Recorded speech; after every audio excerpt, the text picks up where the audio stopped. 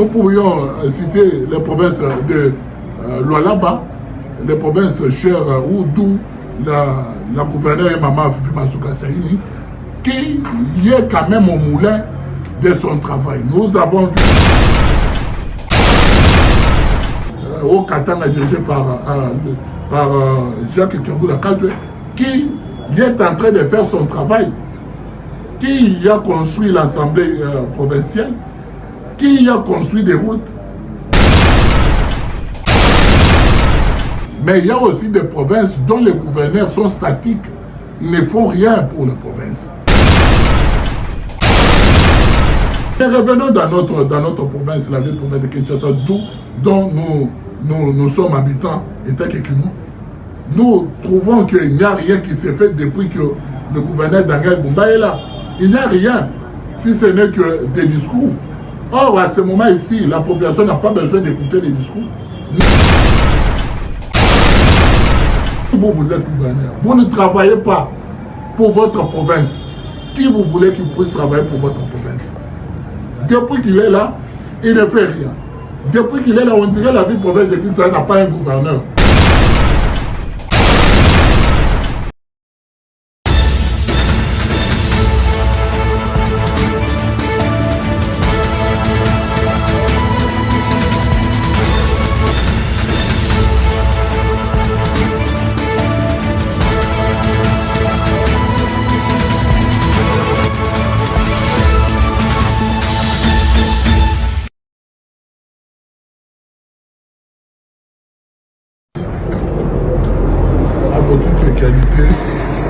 Nous vous avons appelé à ce jour pour donner notre point de vue concernant l'actualité politique de l'ère. Nous sommes un parti Génération pour le Maison du Congo, dont je suis le président national. Avant d'entrer au vif de notre sujet, je tiens à saluer le président de la République, son Excellence Félix Antoine Tshisekedi pour la bonne décision prise de ne pas négocier avec le M23. Et Madame la ministre des Affaires étrangères, je cite, Madame Thérèse, d'avoir décelé les pièges de Rwanda. Aujourd'hui, j'ai honte de voir les Congolais s'attaquer au président de la République parce qu'il a refusé l'accord, il a refusé de négocier avec le M23. Il y a même d'autres qui relaient de mauvaises informations, pendant que nous, vous étant que journalistes, vous devez aider la population à avoir de bonnes informations et surtout à ne pas jouer le même jeu avec notre ennemi. Nous, Parti Génération pour les Maisons du Congo, nous disons non aux traîtres. Nous disons non à l'AFC des NAN ainsi que ses acolytes. Et le Congo ne pardonnerait jamais les traîtres. Pour entrer dans notre vif du sujet, parler de problème de la Constitution, révision ou changement de la Constitution, cela ne doit pas être un tabou dans notre pays. Tout Congolais a le droit de réfléchir et surtout de penser comment faire émerger son pays, peut-être en changeant aussi les textes de la République. Et nous, PAGEC, Parti Génération pour le Matin du Congo, nous disons que cette Constitution est déjà obsolète. C'est une Constitution qui doit être changée. Pourquoi ça doit être changé? Nous avons des raisons qui nous poussent à les dire. Première raison est que notre Constitution ne parle pas clairement sur la question concernant la jeunesse. Si vous lisez l'article 42 de la Constitution, ça ne parle pas clairement la question de la jeunesse. Donc nous voudrons que le nouveau Constitution qui sera mis en place ou qui sera fait, que ce soit une Constitution qui doit parler aussi clairement de la jeunesse comme on parle de la question de la femme. Parce qu'on sent que la jeunesse, que ce soit jeune homme ou jeune femme, on se sent marginalisé sur cette question et surtout la Constitution ne nous donne pas tellement de béquilles pour que nous puissions émerger ou nous s'épanouir. Donc voilà pourquoi nous voudrons qu'on puisse changer la Constitution. Deuxième raison, nous voudrons qu'on change la Constitution parce qu'on veut la suppression du Sénat. Les fameux Sénats ne nous aident pas. Pendant que c'est budgétivore, voilà pourquoi on s'est dit pourquoi pas rester dans, que nous puissions quand même changer, qu'on puisse enlever le Sénat en restant avec avec la monocamérale qui est l'Assemblée nationale à Bruxelles. Et aussi, nous voudrons les changements de la régime politique parce que, vous savez, dans chaque État, il doit y avoir une régime politique. Dans notre État, nous avons que nous puissions quand même changer, qu'on puisse enlever le Sénat en restant avec la monocamérale qui est l'Assemblée nationale à Bruxelles.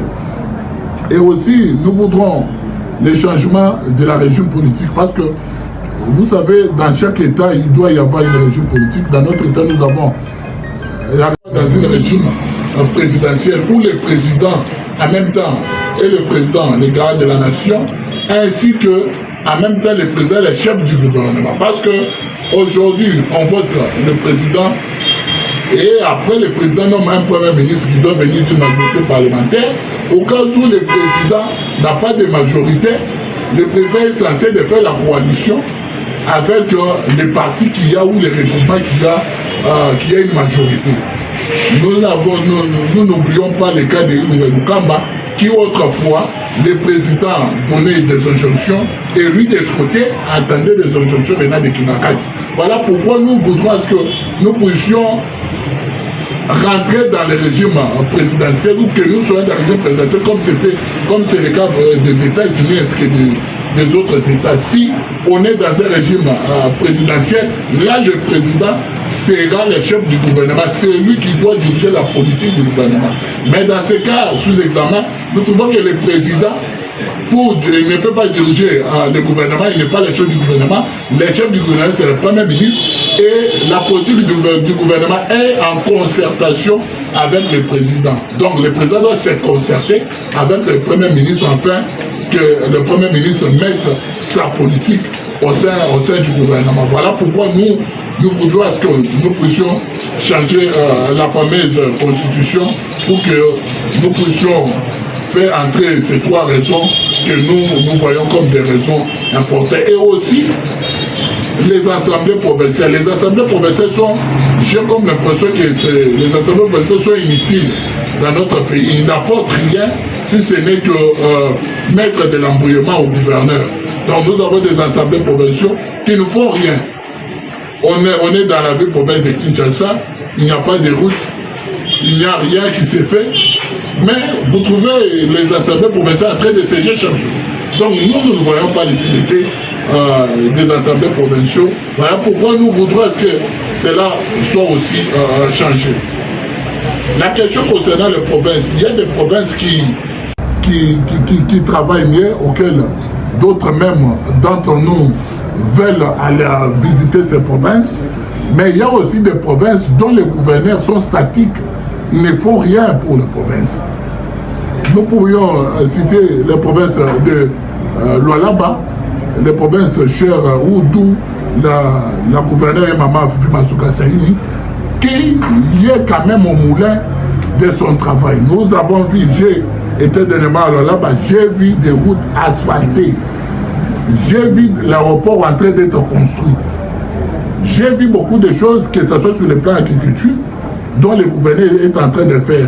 J'ai vu le gouverneur mettre de la sécurité. Voilà, aujourd'hui, tous les Kinois veulent aller à Lualaba, tout simplement parce qu'il y a quelqu'un qui veut faire de sa province un bijou. Mais si dans notre province, la ville province de Kinshasa, nous pouvons prendre l'exemple de cette excellente dame, ça pourrait amener aussi Kinshasa à être envié par d'autres provinces. Je cite aussi la province plutôt de Haut-Katanga dirigée par Jacques Kambula Kadwe, qui est en train de faire son travail, qui a construit l'Assemblée provinciale, qui a construit des routes et qui est en train de travailler sur la sécurisation de sa population. Mais revenons dans notre province, la ville province de Kinshasa, dont nous sommes habitants, État Kekino. Nous trouvons qu'il n'y a rien qui s'est fait depuis que le gouverneur Daniel Bumba est là. Il n'y a rien, si ce n'est que des discours. Or, à ce moment ici, la population n'a pas besoin d'écouter les discours. Nous, les autres, nous avons été au four et moulin le 20 décembre, en prêchant le peuple de voter Félix Antoine Tshisekedi. Ce n'est pas pour que nous puissions retourner ou que le peuple commence à regretter le choix fait en votant son excellence Félix Antoine Tshisekedi. Maintenant, si vous êtes gouverneur, vous ne travaillez pas pour votre province, qui vous voulez qu'il puisse travailler pour votre province? Depuis qu'il est là, il ne fait rien. Depuis qu'il est là, on dirait la ville-province de Kinshasa n'a pas un gouverneur. On dirait la ville-province de Kinshasa n'a pas un vice-gouverneur. Et s'il y a la pluie aujourd'hui, on manque même au marché. Donc tous, on commence à porter même des routes. Pourquoi? Parce qu'il n'y a pas de route. Parce qu'il n'y a pas de route. Et vous voyez le gouverneur aller dans un autre pays pour dire que non, je vais acheter un métro bis pour la ville-province de Kinshasa afin d'éradiquer l'embouteillage. Mais il n'y a pas encore de route. Il n'y a pas encore de route. Si peut-être on avait des routes là, on allait se dire oui. Où est le rôle des transports aujourd'hui? Il n'y a plus de transports sur la route. Pourquoi? Parce qu'il n'y a pas de route. Les routes sont impraticables. Voilà pourquoi nous, PAJEC, nous interpellons le gouverneur Daniel Bumba. Nous lui demandons à ce qu'il travaille, à ce qu'il se mette au travail. Ce n'est pas le temps de discours. Ici, on n'a pas besoin des élections pour qu'il soit voté. Maintenant, nous devons travailler. C'est notre pouvoir et nous devons voir est-ce que cette population a trouvé les quais de cause en votant pour plus de 70% Félix Antoine Tshisekedi aux élections. Donc, quel est le gouvernement évoqué par rapport à la gestion de la ville de Kinshasa que vous avez évoquée, j'aimerais savoir si vous, quand je parle de vous, je fais allusion au PAJEC, vous étiez à la place de Daniel Bumba. Qu'auriez-vous fait pour pallier à tous ces problèmes que fait face la ville-province de Kinshasa? Mais comme vous ne l'êtes pas encore, vous êtes un parti qui peut proposer. Qu'est-ce que vous pouvez proposer à Daniel Bumba pour essayer de pallier à ces problèmes d'embouteillage et de l'insécurité, pour citer que cela? Merci beaucoup. La vocationnaire de question ngeza lingala pour émission za lingala mengina loba bino bato ya union sacrée pour na nini te bo bandaki processus ya changement de constitution na premier mandat na bino boye ko banda na deuxième mandat o boye bikem ezali dernier mandat na bino pe échec na bino za déjà na mission ya bato nyonso. Deuxième question ezali oyo ya makambo ya embouteillage bobi que non ezali Daniel Bumba. Est-ce que Daniel Bumba mutazali ministre ya infrastructure na ministre poto yebi Alexis Kizao ndi mutaza ministre ya infrastructure ye mutazotala makambo tali banzela Daniel Bumba kotisi mais yo ozo attaquer mingi na Daniel Bumba. Alexis Kizao asali 6 ans depuis ça ma inti lelo na jidi soumis nini ya malonga otomoni to biko féliciter. Question de la Constitution, il y a des articles qu'on doit toucher. Voilà pourquoi nous avons donné nos 3 raisons. Si vous suivez nos 3 raisons, vous allez comprendre quel article il faut toucher. Donc il y a l'article 42 qu'on doit toucher, il y a certainement d'autres articles qui doivent être touchés. Mais cela ne veut pas dire qu'on doit lever tous les articles. Tous les articles, il y a des articles qui vont rester, mais il y a des articles qui seront changés. Voilà, nous, on a refusé la révision de la Constitution. Pourquoi? Parce que lorsqu'on parle de la révision constitutionnelle, c'est qu'on ne touche pas à l'article 220. Je ne sais pas si vous allez me comprendre. On ne touche pas à l'article 220. Maintenant, là, lorsqu'on parle de la forme de l'État et le régime, est-ce que les institutions politiques, à ce moment-là, on touche l'article 220. Lorsqu'on parle déjà de régime présidentiel, c'est qu'on doit toucher l'article 220. Donc voilà, c'est pour cela, lorsqu'on touche l'article 220, pratiquement, on change la Constitution selon les législateurs. Donc, on voit changer la Constitution en donnant ou en ajoutant ses raisons. Et le PAJEC rappelle que le PAJEC, s'il faut donner son expérience, c'est à que partie des jeunes, nous allons donner notre expertise pour la construction ou la faisabilité de la nouvelle Constitution. Maintenant, concernant le gouverneur que j'ai cité, je l'ai cité, cela ne veut pas dire que d'autres ne travaillent pas bien, mais j'ai cité les gouverneurs auxquels j'ai eu quand même à être dans les provinces. Je ne peux pas vous dire que dans cette maison, c'est bien si je n'ai pas même eu le temps de manger dans cette maison. Donc voilà pourquoi, comme j'ai été déjà dans ces provinces, voilà, c'est pour cela que je vous ai en train de vous dire qu'il y a des provinces qui sont en train de mieux faire, et il y a d'autres provinces dont les gouverneurs ne font rien. Je vous ai parlé de l'Omami, j'ai été là. Voilà pourquoi je vous ai dit qu'il ne fait pas bien. Je ne vais pas parler de l'espace Katanga avec au Katanga Eskelo là-bas. Je vous ai dit qu'il fait bien. Donc, ce n'est pas les Dialelo parce que le PAJEC, c'est un parti sentinelle, c'est un parti qui est du côté de la population. Il ne sera jamais dans un dialogue pour faire plaire à quelqu'un. Voilà pourquoi, étant de l'Union sacrée, nous déplorons certains actes. Étant de l'Union sacrée, nous saluons certaines initiatives. Donc, voilà, c'est un peu ça comme réponse. Nous avons on avait mis notre affiche dans des pages, dans les réseaux sociaux. Et merci de vous avoir vu répondre à notre invitation.